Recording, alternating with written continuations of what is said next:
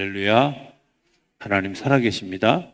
네, 살아계신 그 하나님의 은혜와 평강과 축복이 저와 여러분들 그리고 영상으로 예배하는 분들에게 함께하게 되기를 주의 이름으로 축복합니다.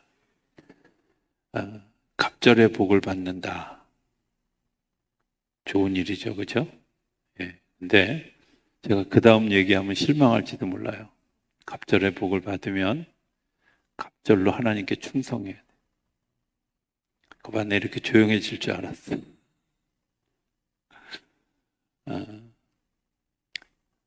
갑절의 복을 하나님이 우리에게 주셨다면 그 갑절의 복을 소화할 능력을 우리에게 주시고 또 갑절로 감당할 그런 축복을 우리에게 더해 주시는 줄로 믿습니다. 단순하게 그냥 갑절로 이렇게 생각하면 재산이 많아졌구나. 네, 그거는 고난을 겪어보지 않은 사람들은 그렇게 얘기할 수 있어요. 그런데 욥이 생각하는 갑절의 복은 그런 복이 아닐 거라고 생각이 되어져요. 예전에 보았던 책 제목이 이런 게 있어요. 하나님은 사람은 방법을 찾지만 하나님은 사람을 찾으십니다. 처음에 그 책 제목을 보고 좀 이해가 안 갔어요.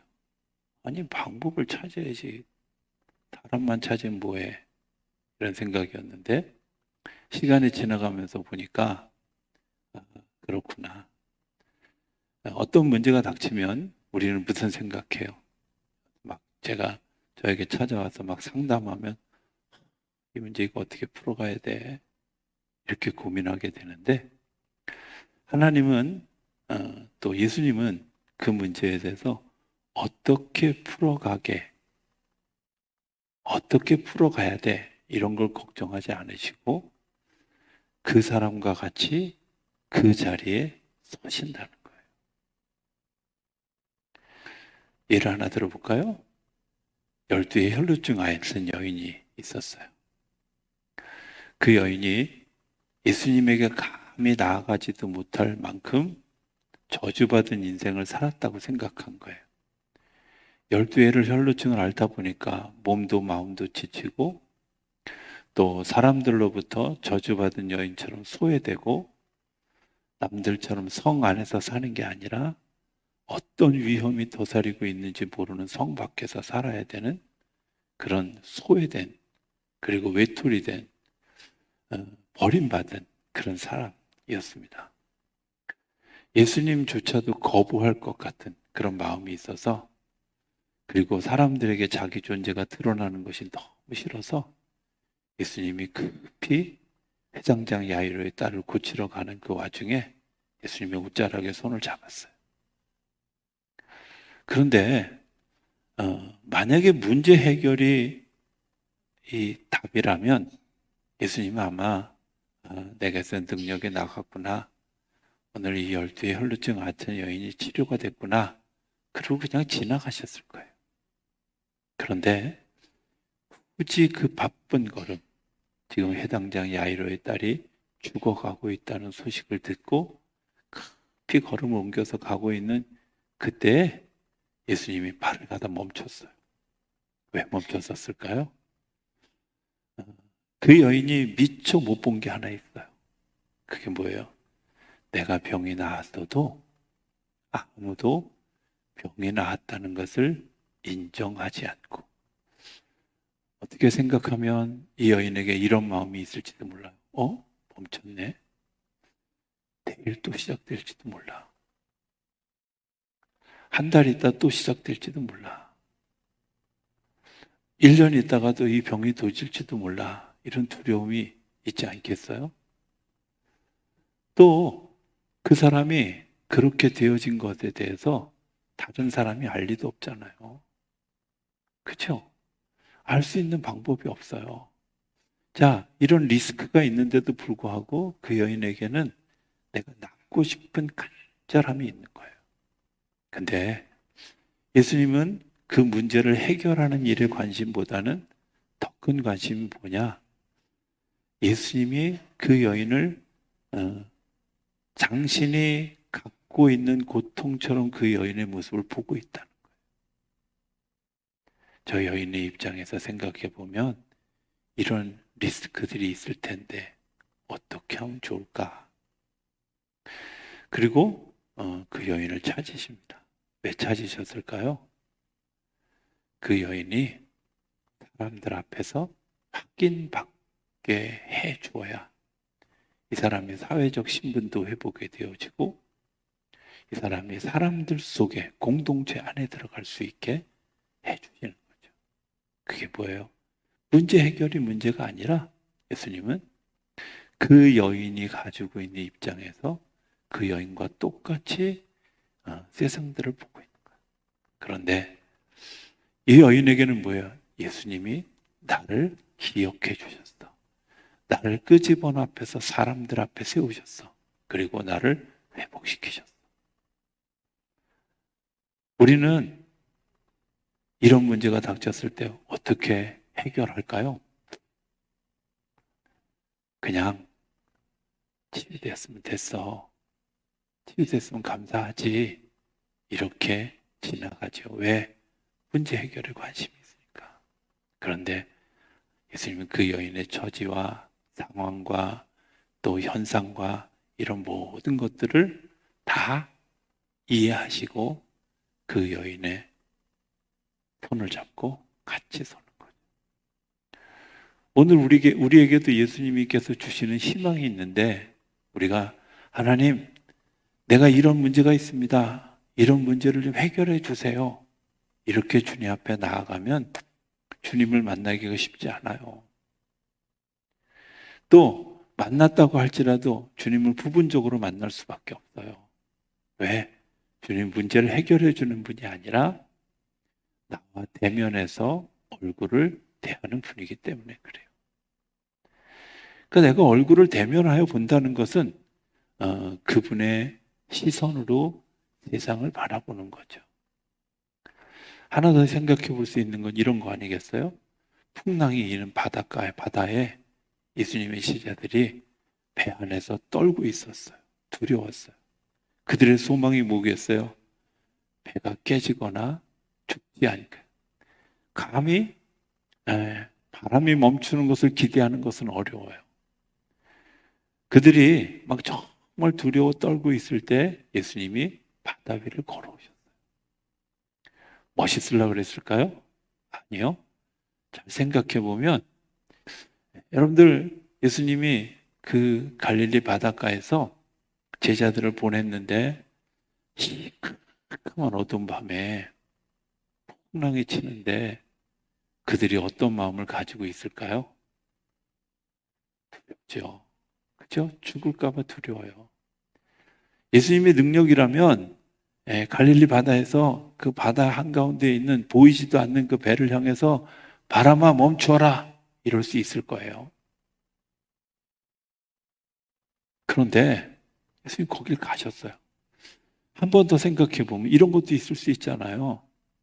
자, 내가 우리 제자들한테 가야 되는데 배를 좀 띄워주세요 하고 뱃사공을 찾는데 뱃사공이 그 밤중에 있을 리도 없고요.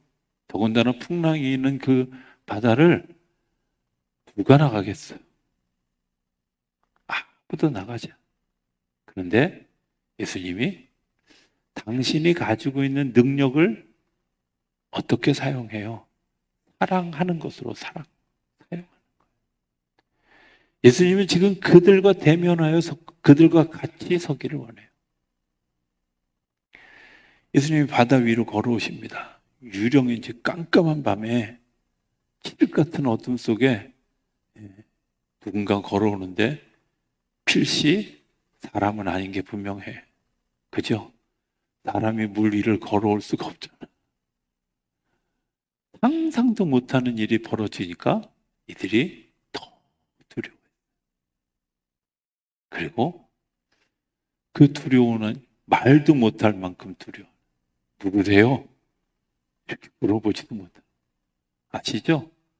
너무 두려우면 말문이 꽉 막혀버리고 목이 막혀서 아무것도 할 수 없다는 거 아시잖아요?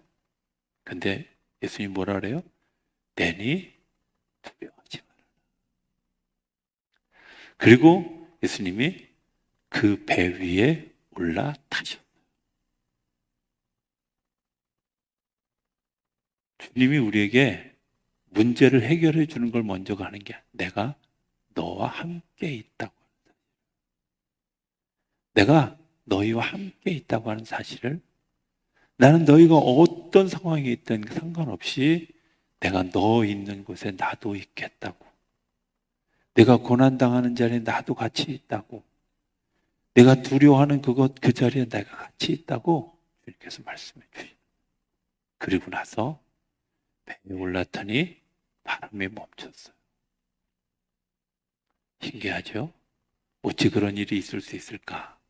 그런데 예수님이 그들에게 말씀해 주고자 하는 건 뭐예요? 내가 바다 위를 걸을 수 있는 능력이 있어? 아니요. 나는 내가 가지고 있는 능력을, 내가 가지고 있는 그 모든 것을 너희를 사랑하는 이것을 향해서 내가 사용하고 있어. 욥이 고난을 겪었습니다. 고난을 겪고 돌이켜 서게 되어질 때 우리 욥기 42장 1절부터 묵상했던 것처럼 욥이 그렇게 얘기합니다. 이제 내가 보지 못할 것들을 보았고 전에는 귀로 듣기만 했었는데 이제 내가 눈으로 주를 봅니다. 내가 티끌 가운데서 재 가운데서 회개합니다 하고 자기 자신을 고백해요. 뭐 때문에 그랬을까요? 예수님 하나님 문제를 해결해 주셨기 때문에 그렇게 얘기하는 게 아니에요.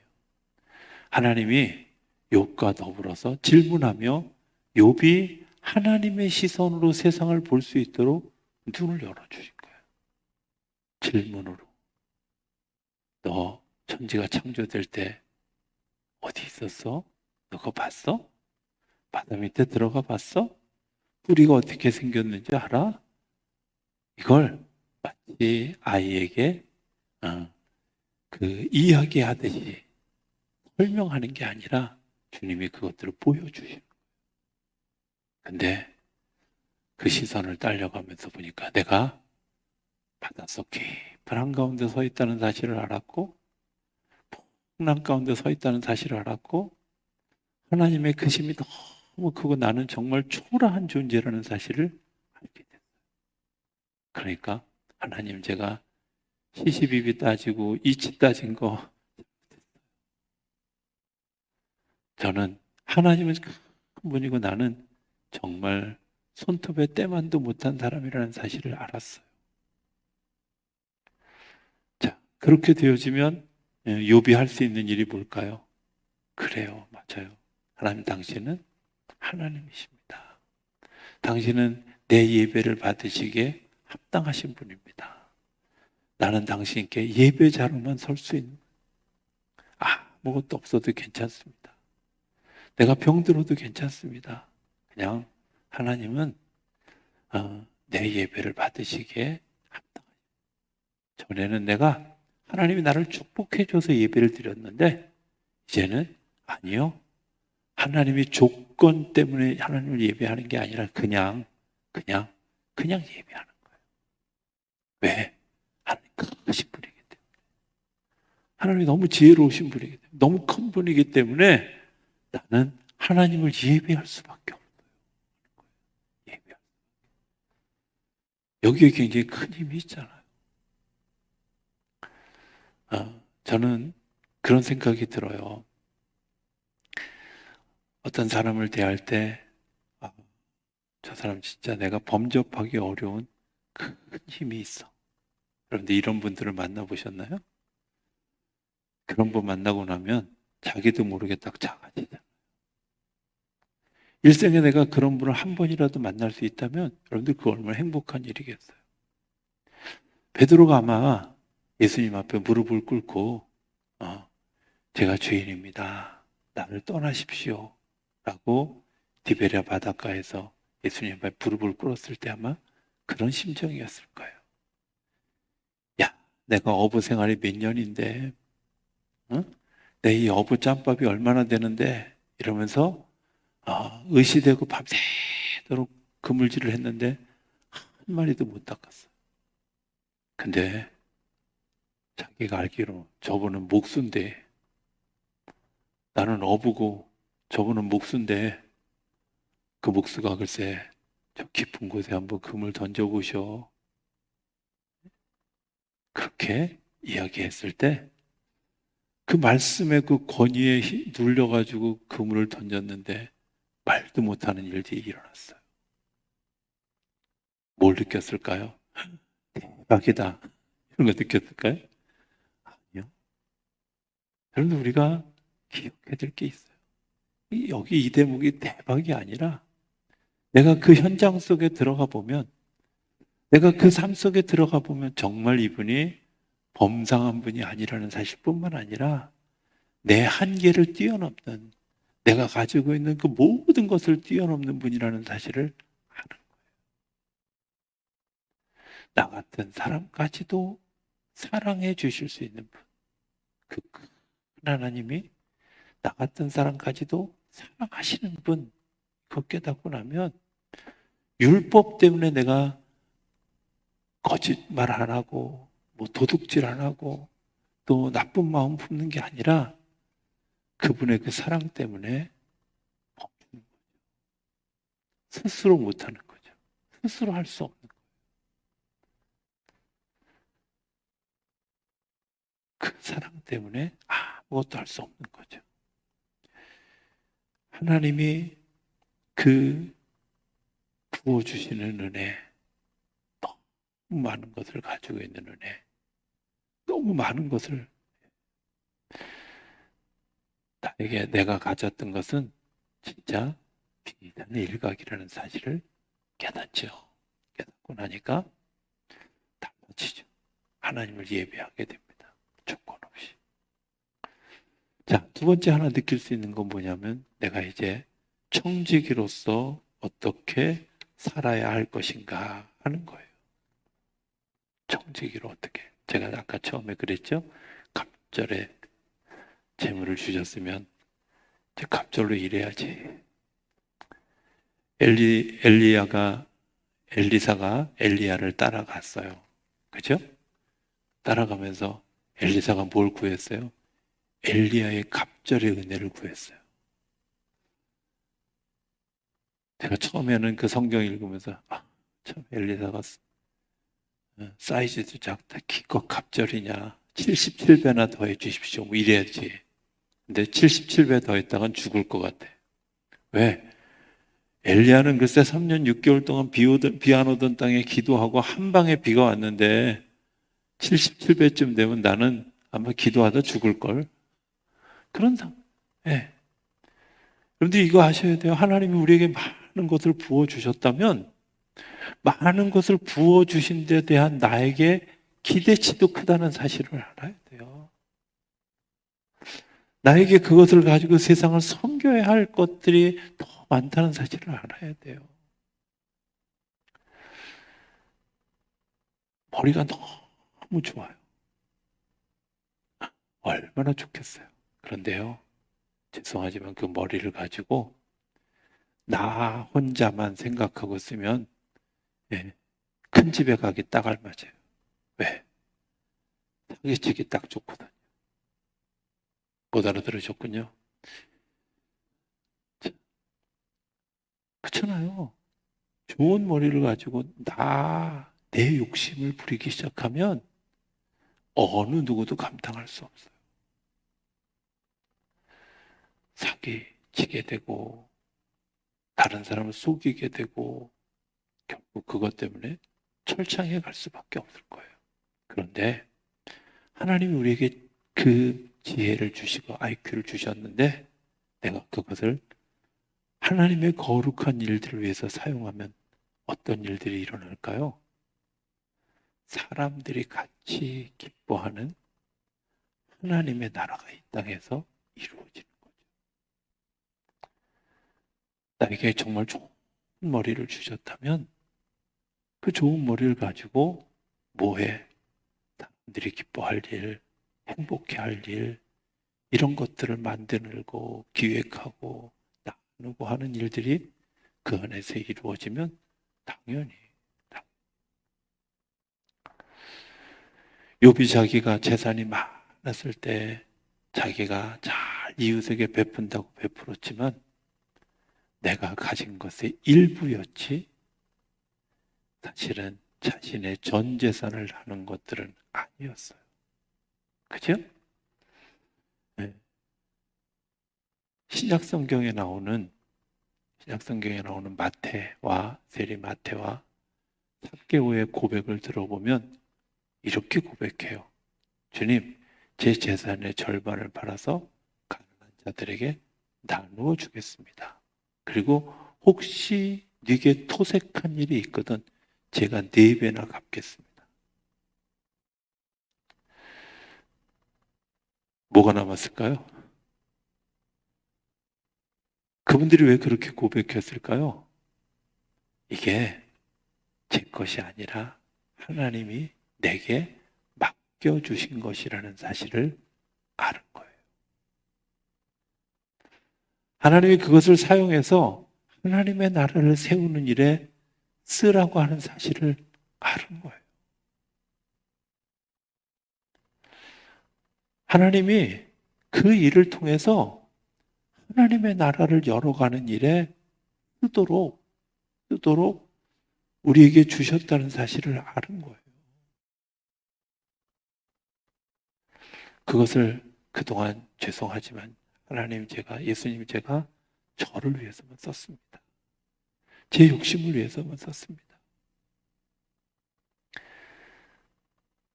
내 것인 줄 알고 썼습니다. 아니요. 내 것인 줄 알고 쓰는 게 아니라 하나님이 나에게 맡겨주신 것을 나누는 일이 더 중요해요. 갑절의 영감을 주셨을 때 엘리사가 어떤 일들을 했을까요? 엘리야에게는 적어도 그 다른 나라가 쳐들어오는데 그들이 어떻게 쳐들어올지 이런 거 아는 능력은 없었던 것 같아. 성경에 보면. 그런데 엘리사는 그것에 대해서 다 알고 자기를 별로 좋아하지 않는 왕에게 다 가서 얘기해줘요. 이번에 이렇게 하셔야 됩니다. 저렇게 하셔야 됩니다. 내가 알고 있는 것으로 자랑하는 게 아니에요. 그래서 아람 군대가 그 엘리사가 살고 있는 그 성을 다 에워쌌어요. 수십만의 군대가 에워쌌어요. 종과 자기 둘밖에 없는데 꼼짝없이 죽었는데 엘리사는 뭘 봤어요? 하늘의 불병거가 그곳에 진치고 있는 걸 봤어요. 두려울까요? 아니요. 두렵지 않아요. 왜? 하나님이 다 싸우실 거. 내가 나를 보호하는 게 아니라 하나님의 사람들은 하나님이 나를 보호해 주십니다. 내가 나를 아끼지 않아도 하나님이 나를 보호해 주십니다. 내가 뭐 할 때, 내가 믿음으로 반응하며 나아갈 때 하나님이 도와주시는 거예요. 하나님이 보호해 주시는 거예요. 하나님이 감싸 주시는 거예요. 성경에 수없는 이야기들, 여호수아가 앞장서서 나아갈 때 그 여리고성 그 높은 곳에서 거기서 정말 세련된 무기를 가지고 공격할 때 제일 먼저 죽을지도 모르는데 여호수아가 앞장서서 갑니다. 무슨 의미일까요? 하나님이 나를 지켜주실 것입니다. 여러분들 전쟁터에 전쟁을 나갈 때 장군이 맨 앞에 나갈까요? 아니면 맨 뒤에 있을까요? 아니면 가운데 있을까요? 네. 어딘지 잘 모르시지만 중요한 건 맨 앞에는 안 나가요. 왜? 장군이 죽으면 모든 게 끝나기 때문에 그래요. 대부분 진영 가운데 있든지 아예 맨 뒤에 있어요. 근데 성경에 보면 지도자들이 맨날 앞장서요. 왜 그래요? 하나님이 나를 지켜주실 것을 믿는 거예요. 다윗이 사울이 자기를 그렇게 쫓아다니고 2번이나 죽일 기회가 있던데도 불구하고 죽이지 않는 이유가 뭐예요? 이거 기름 부은 사람은 하나님이 보호하시는 거야. 하나님이 보호하시는 거야. 나도 하나님이 보호하시는데 내가 어찌 이 왕을 그리고 다음에 어떤 보복이 올지도 모르는데 그것에 대해서 그 가능성 같은 거 다 짊어지고 그를 살려줘요. 왜? 하나님이 보호하시는 사람, 하나님이 처분하시는 사람, 내게 주신 지혜, 내게 주신 재능, 내게 주신 축복, 내게 주신 것들 내가 어떻게 사용해야 할지를 아는 게 너무 중요해요.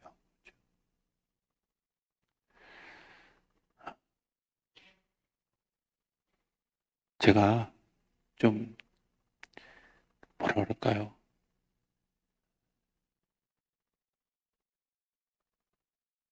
이 주간에 이제 금요일 날 그 홍성교회 가서 설교할 제목들을 이제 가지고 막 고민을 하다가 드디어 정했어요. 오지랖을 떠세요. 별로 신통치 않을 것 같은. 근데요, 그런 생각이 들었어요. 예수 믿는 사람들은 오지랖 떠는 사람이에요. 적어도 내가 하나님께서 내게 주신 것이 많으면 많을수록 오지랖을 떨죠. 그렇잖아요. 이 사람이 이래, 내가 같이 있어줄게. 내가 더불어 같이 있어줄게. 저 사람이 이런 어려움이 있을 때 내가 같이 울어주고요. 같이 뒹굴고요. 그게 세상 사람들이 보면 오지랖이지만 사실은 예수님이 하신. 사마리아 여인 거부하지 않았어요. 가늠하다 현장에서 잡혀온 여인 거부하지 않았어요. 38년 된 병자 거부하지 오히려 찾아가셨어요. 이상한 질문 들고 와서 예수님을 괴롭히려고 하는 수많은 사두개인들, 바리새인들에게도 그들에게 대해서 너희들 가. 나 괴롭히지 마. 이러지 않으셨어요. 이유가 뭐예요? 예수님이 오지랖 떠신 거예요. 물고기 2마리하고 보리떡 5개 가지고 5천 명을 먹여야 되는데 5천 명들이 배고프다 그럴 때 주님께서 아유, 지들이 안 싸운 거니까 도시락 안 싸우니까 내버려둬. 이러지 않으셨다. 세상에 오지랖장이가 예수님이야. 그 예수 믿는 사람들이 오지랖 떨어야지. 그렇잖아요. 뭐 가지고? 내가 가진 거 가지고. 내가 가진 청지기로 살아가는 거예요.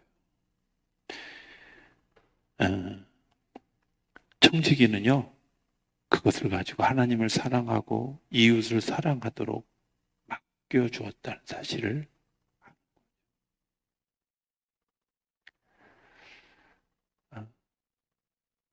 이런 제 보통 제가 그 성경 공부 저랑 같이 하는 분들은 잘 아시지만 제가 성경 공부하는 방법이 되게 다르잖아요. 그죠? 예. 여기는 한 분 다 좀 다르잖아요. 귀찮게 하잖아요. 사실은. 예. 학생들을 귀찮게 해요. 끊임없이 질문하잖아요. 그것도 질문을 쉬운 질문도 아니고 예수님의 12제자가 몇 명이냐 뭐 이런 거 이렇게 쉬운 건 안 물어봐요. 잘 웃긴 얘기인데 예수님의 12제자가 몇 명이냐? 예. 이거 웃어야 되는데 아무도 안 웃어. 보세요. 근데 그런 거 물어보지 않잖아. 대체 요나가 뛰어내릴 때 무슨 생각을 했어? 그걸 내가 어떻게 알아? 이런 거 물어본단 말이야. 그러니까 제가 성경 공부하면서 한 번은요, 가면 처음에는 막 한 20명 모였다가 점점 줄어들어. 10명, 막 이렇게 줄어들어. 근데 줄어드는 것 때문에 제가 되게 실망이 가요. 그래서 한 번은 실망이 가서, 하나님 이거 계속 해야 돼요, 제가 이거. 근데 너 그러면 너 가지고 있는 성경 지식, 너 가지고 있는 그런 그 질문, 그거 가지고 너 가진 은사 가지고 뭐 할래? 그거 국 끓여 먹을래? 한 영혼이라도 그게 있으면 너 그거 해야 돼. 였어요, 답이. 하나님 주신 답이. 거기에 뒤에 하나 붙는 게 있어요. 내가 너에게 깨닫게 해주는 것처럼. 예. 하나님 저 사람 모아놓고 주신 게 아니라 저랑 단둘이 있을 때 1대1 가회. 배울 사람이 한 사람이 있다면 너 끝까지 해. 제가 못 놓는 이유 중에 하나예요. 여러분 기억하셔야 돼요. 하나님이 나에게 주신 것들은 뭐 하라고? 그것을 통해서 하나님의 역사, 하나님의 일들을 나누기 위해서 청지기의 삶을 감당하라고 나에게 주신 거예요. 자, 또 하나 이런 거죠. 저는 이 욥이 이 고난을 통해서 깨닫게 되어진 것이 있는데 지혜라는 거예요. 지혜.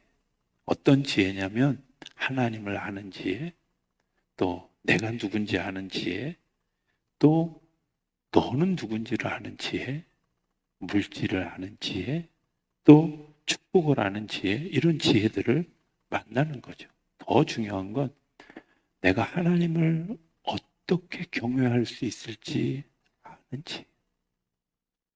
하나님이 기뻐하시는 일이라면 뭐든지 할 수 있어. 여러분들 그러십니까? 그렇게 되어질 수 있게 되기를 주의 이름으로 축복합니다. 나는 하나님이 기뻐하시는 일이라면 뭐든지 할 수 있어. 제가 오늘 한 그 편지 하나를 받았어요.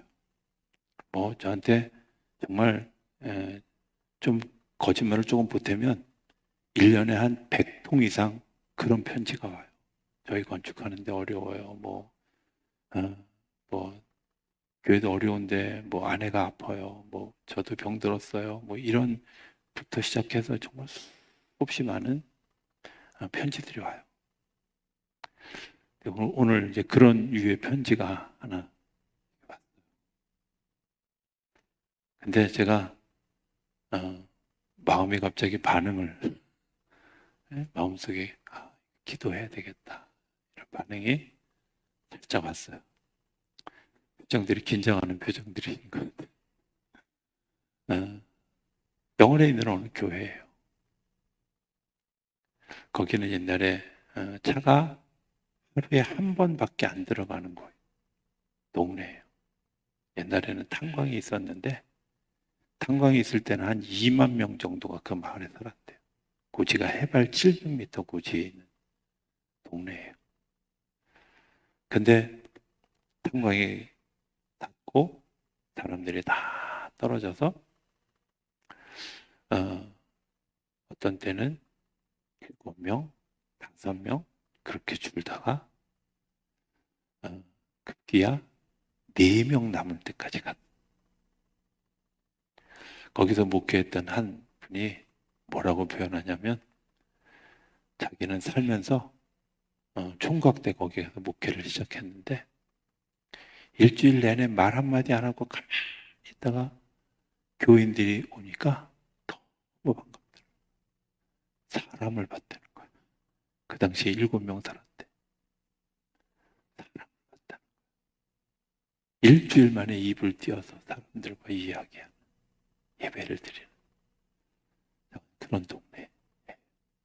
교회가 다 무너지고 어찌됐든 명맥을 유지하는데 그 해발 700m 고지에 이제 사람들이 관광객도 좀 오고 또 거기에 이렇게 외부의 사람들이 와서 집도 짓고 살고 이러면서 이제 그 마을에 한 20호 정도가 마을에 생겨났는데 문제는 교회가 다 무너져 간다는 거예요. 제가 웬간해서 그런 편지에 반응하지 않는데 제가 마음이 갑자기 막 이렇게 되게 하나님이 이 교회를 지키려고 그런 시간이 제 기억에 한 30년 가까운 시간을 그렇게 지냈거든요. 그 교회가. 근데 지금 이때 하나님이 무슨 일을 하시려고 그러실까? 이런 마음이 하나님을 아는 지혜, 나를 아는 지혜, 너를 아는 지혜, 무엇보다도 하나님을 어떻게 경외할 수 있을까 하는 거죠. 욥기를 강의하면서 많은 분들이 질문하면서 뭐라고 왜 의인이 고난을 받습니까? 그게 맞습니까? 라고 질문하는 사람들이 있어요. 의인만 고난을 받을까요? 아니요.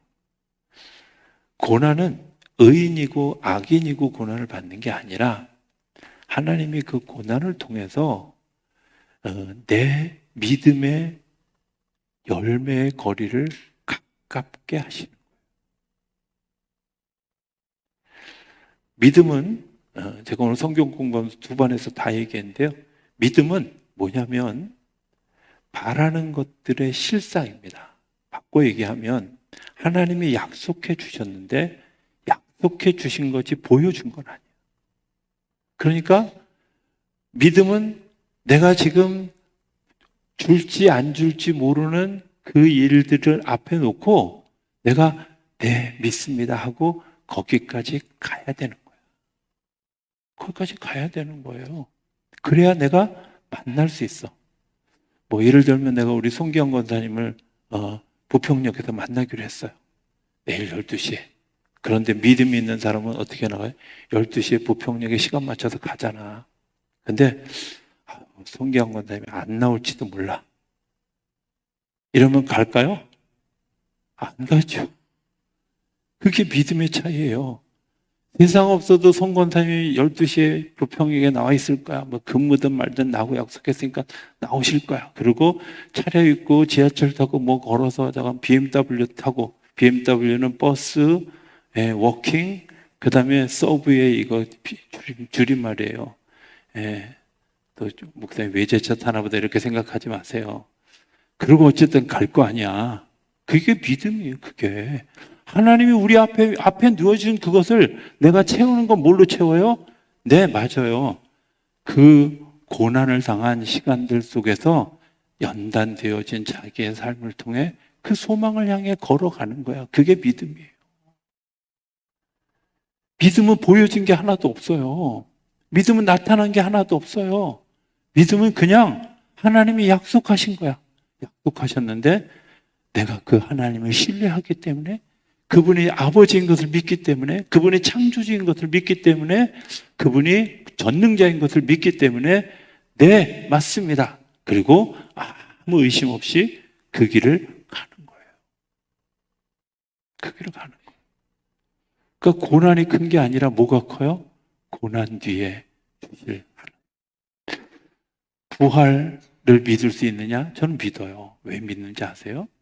하나님이 부활하게 하실 것이라고 약속하셨고, 예수님의 부활이 샘플이 되어졌고, 그리고 그 부활이 샘플이 되어진 예수님을 사도 바울이 언급하면서 예수님이 부활하신 첫 열매가 되어진 것처럼 너희도 부활하게 되어질 것이다.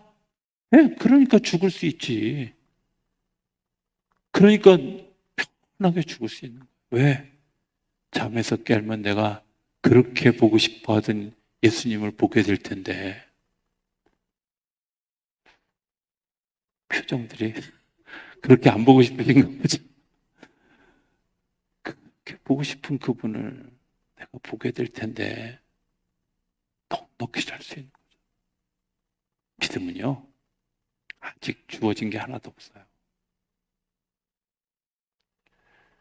펼쳐진 게 아무도 없어요. 그러나 내가 그 약속을 믿고 가는 거예요.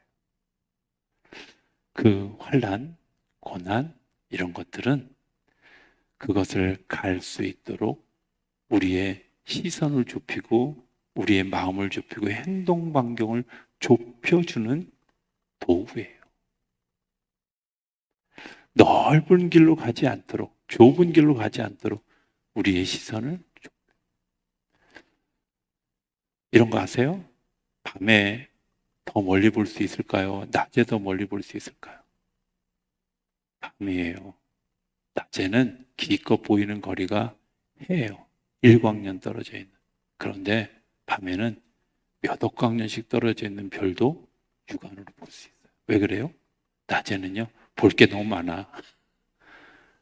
볼 수 있는 반경이 너무 많아. 그런데 밤에는 고기만 봐요, 고기만. 그것만 보여. 예수님만 바라보게 하시는 이유가 뭐예요? 환난을 겪고 아픔을 겪는데 그때 내가 알게 되는 게 하나님 이런 고난을 겪을 때 비로소 내 옆에 계신 하나님, 방법을 찾는 하나님이 아니라 나를 찾으신 하나님을 만나는.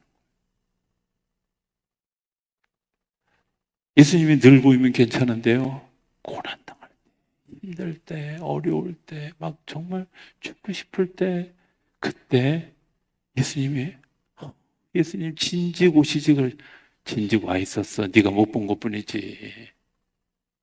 진작에 내 옆에 계셨어요. 내가 못 본 것뿐이에요. 내가 한눈 팔고 딴 데 쳐다보고 넓은 거 쳐다보고 있어요. 고난은요, 우리로 하여금 하나님을 만나게 하는 시간인 줄로 믿습니다. 훈련의 시간이에요. 하나님을 보게 하는, 하나님을 만나게 하는. 고난이 왔을 때 정말 땡큐 할 수 있는 믿음이 우리 안에 있다면 우리는 이미 갑절의 복을 누린 사람인 줄로 믿습니다. 내가 정말 힘든 그런 아픔이 왔을 때 그때 하나님이 나에게 또 한 번 성장시켜 주시려고 나에게 기회를 주셨어. 이렇게 고백할 수 있는 분이라면 여러분들은 이미 갑절의 영감을, 갑절의 축복을 받으신 분이에요. 갑절의 축복을 하나님이 주시려고 아예 지금 창고문 열고 열쇠 들고 창고문 앞에 가고 계시는 거예요. 믿어지십니까? 그 믿음으로 마지막 첫 번 불렀던 찬양 하나만 좀 소개하고, 거친 세파에서 실패하거든 그 손 못자국 만져라. 거기에 성경을 보면 요한복음 20장의 이야기예요. 요한복음 20장이 무슨 얘기냐면 도마가 예수님이 제자들이 다 왔는데 예수님이 오셨다 해. 부활하셨다고 얘기하니까 거짓말 말어. 내가 예수님 손가락에 못자국 난 거기에 손 넣어보고 창자국 난 그 옆구리에 손 넣어봐야 난 믿겠어. 이렇게 얘기를 했는데 예수님이 나타나셨어요.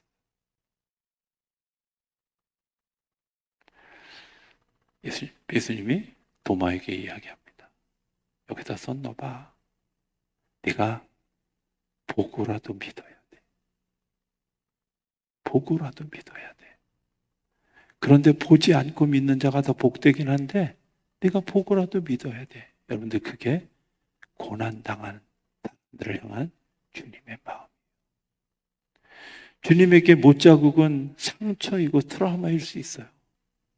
거기에 손가락 집어넣겠다고 하는 건 얼마나 잔인한 제자의 태도예요. 그런데 주님은 그 손자국마저도 내어주시며 만져봐. 그렇게 해서라도 네가 믿을 수 있다면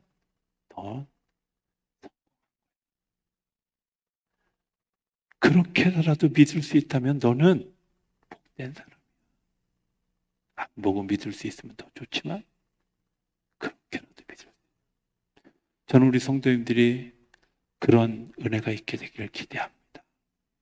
그래서 믿음의 걸음, 환난을 당할 때, 어려움을 당할 때 하나님이 펼쳐주실 그 귀한 일들, 그리고 그것을 바라보고 흔들림 없이 걸어가는 그런 믿음의 사람들이 다 되어질 수 있게 되기를. 그래서 주님께서 준비하신 그 갑절의 복을 누리는 우리 모두가 되어질 수 있게 되기를 주의 이름으로 축복합니다.